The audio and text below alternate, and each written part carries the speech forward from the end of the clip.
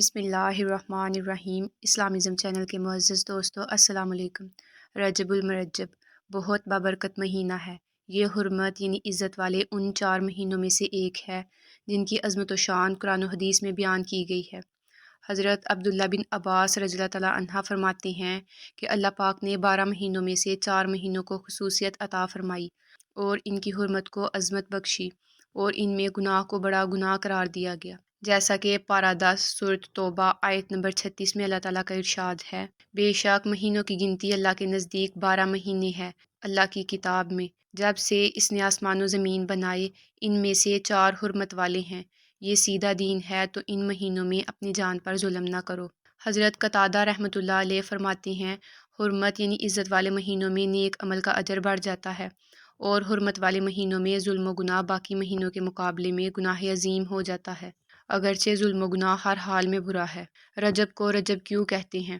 حضرت انس بن مالک رضی اللہ تعالیٰ عنہ فرماتے ہیں کہ بارگاہ رسالت صلی اللہ علیہ وآلہ وسلم میں عرض کیا گیا کہ ماہ رجب کا نام رجب کیوں رکھا گیا؟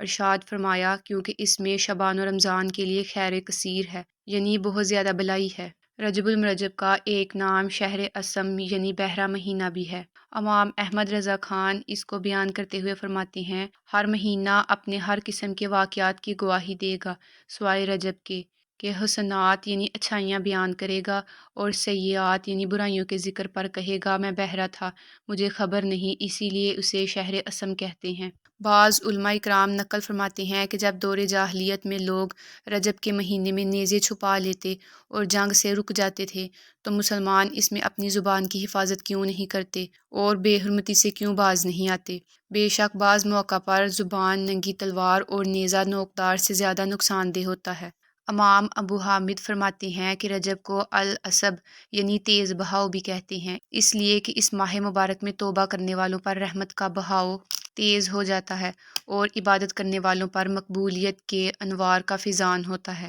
حضرت علامہ یوسف فرماتے ہیں کہ رجب کا مہینہ خیر و بلائی کی چابی ہے۔ حضرت انس بن مالک رحمۃ اللہ علیہ فرماتے ہیں کہ رجب المرجب کا مہینہ آتا تو آقا کریم یہ دعا کرتے، اے اللہ ہمیں رجب و شعبان میں برکت عطا فرما اور ہمیں رمضان سے ملا۔ اللہ پاک کا مہینہ، اللہ پاک کے آخری نبی محمد عربی صلی اللہ علیہ وآلہ وسلم نے ارشاد فرمایا کہ رجب اللہ تعالیٰ کا مہینہ ہے، شعبان میرا مہینہ ہے اور رمضان میرے امتیوں کا مہینہ ہے۔ اللہ پاک کے رحمت والے نبی صلی اللہ علیہ وآلہ وسلم نے فرمایا، 5 راتیں ایسی ہیں جن میں دعا رد نہیں کی جاتی، پہلی رجب کی پہلی یعنی چاند رات، دوسری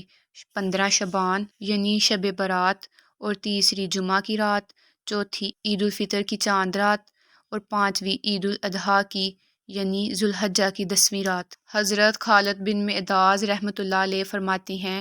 اگر کوئی رجب کی پہلی رات اللہ تعالیٰ کی عبادت میں گزارے اور اس کے دن میں روزہ رکھے تو اللہ پاک اسے جنت میں داخل فرمائے گا۔ فرمان مصطفیٰ صلی اللہ علیہ وآلہ وسلم ہے کہ رجب کے مہینے میں استغفار کی کثرت کرو، بے شک اس کے ہر لمحے میں اللہ کریم کئی افراد کو آگ سے نجات فرماتا ہے۔ مکی مصطفیٰ صلی اللہ علیہ وآلہ وسلم نے ارشاد فرمایا، جس نے رجب و شعبان میں 7 مرتبہ یہ کہا، استغفر اللہ العظیم الذی لا الہ الا هو الحی القیوم واتوب الیہ توبۃ عبد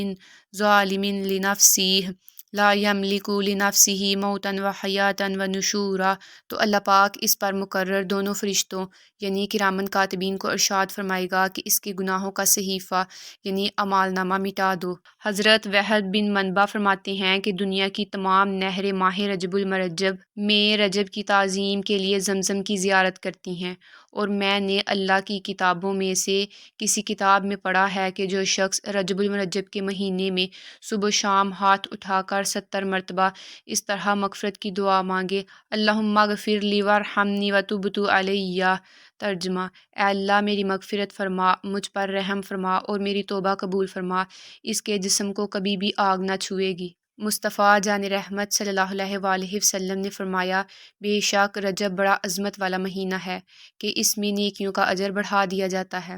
جس نے اس مہینے کے کسی ایک دن کا روزہ رکھا وہ ایسا ہے جیسے سال بھر کے روزے رکھے۔ حضرت عبداللہ بن عمر رضی اللہ تعالیٰ عنہ سے پوچھا گیا، کیا نبی پاک صلی اللہ علیہ وآلہ وسلم رجب المرجب میں روزے رکھتے تھے؟ ارشاد فرمایا، ہاں، اور اسے اہمیت بھی دیتے تھے۔ حضرت سیدنا ابو قلابہ رحمۃ اللہ علیہ فرماتے ہیں کہ رجب کے روزہ داروں کے لیے جنت میں ایک محل ہے، اور روایت ہے کہ جب رجب کے اولین یعنی پہلے جمعہ کی 1/3 رات گزرتی ہے تو کوئی فرشتہ باقی نہیں رہتا مگر سب رجب کے روزہ داروں کے لیے بخشش کی دعا کرتے ہیں۔ عارف باللہ شیخ ضیاء الدین مروی ہے کہ جس نے رجب کے 7 روزے رکھے اس کے لیے جہنم کے دروازے بند کر دیے جاتے ہیں، اور جس نے 10 روزے رکھے وہ اللہ پاک سے جو مانگتا ہے اللہ پاک اسے عطا فرماتا ہے۔ بے شک جنت میں ایک محل ہے جس کے سامنے دنیا ایک پرندے کے گھونسلے کی طرح ہے، اس محل میں صرف رجب کے روزے رکھنے والے ہی داخل ہوں گے۔ حضرت عمر فاروق اور دیگر صحابہ اکرام رجب المرجب میں عمرہ کرنا پسند فرماتے تھے، اور حضرت بی بی عائشہ صدیقہ رضی اللہ تعالیٰ عنہا اور حضرت عبداللہ بن عمر رضی اللہ تعالیٰ عنہا بھی رجب المرجب میں عمرہ ادا کرتے تھے۔ اور ماہ رجب میں ایک رات ایسی ہے جو بے شمار برکتوں، عظمتوں اور فضیلتوں والی ہے۔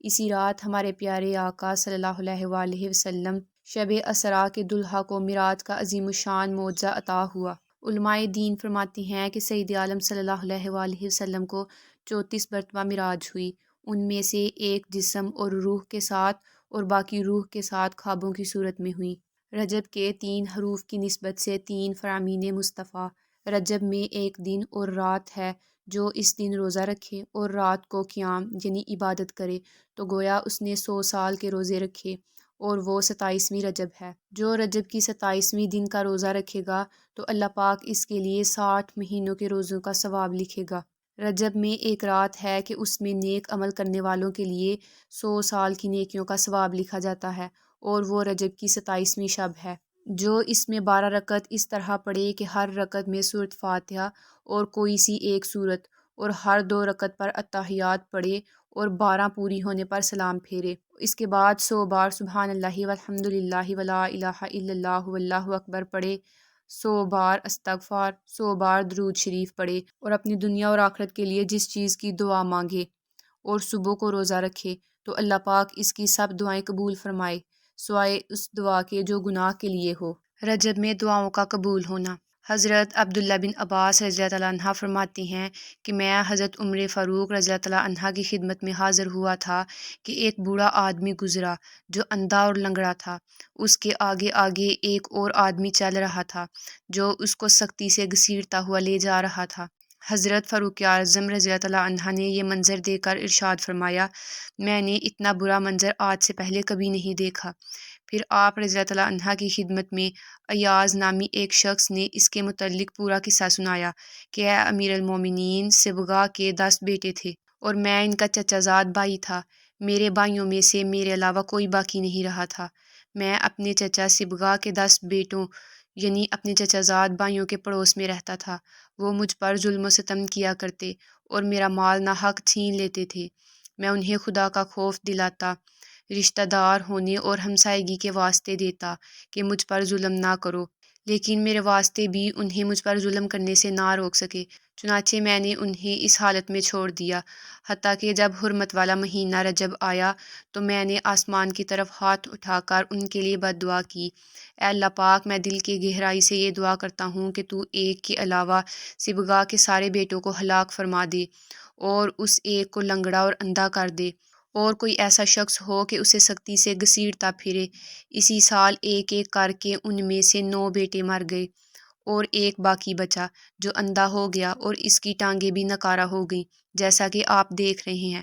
حضرت فاروق اعظم رضی اللہ تعالیٰ عنہ نے فرمایا، بے شک یہ بہت ہی عجیب واقعہ ہے۔ اس واقعہ سے ہمیں یہ سبق ملتا ہے کہ بے شک اللہ پاک ظالم کو مہلت دیتا ہے یہاں تک کہ جب اس کی پکڑ ہوتی ہے تو پھر اس کو نہیں چھوڑتا، جیسے کہ اللہ تعالیٰ نے سورۃ ہود میں ارشاد فرمایا ہے، اور ایسی ہی پکڑ ہے تیرے رب کی جب بستیوں کو پکڑتا ہے ان کے ظلم پر، بے شک اس کی پکڑ دردناک ہے۔ تو اللہ پاک بھی ہمیں رجب کے مہینے میں نیک اعمال کرنے اور برائیوں سے بچنے کی توفیق عطا فرمائے۔ تو دوستو، یہیں تک تھی ہماری آج کی ویڈیو۔ اسی طرح کی مزید اسلامک ویڈیو دیکھنے کے لیے ہمارے چینل اسلامزم کو سبسکرائب کریں، اپنا اور اپنے ساتھ کے لوگوں کا خیال رکھیں۔ شکریہ، اللہ حافظ۔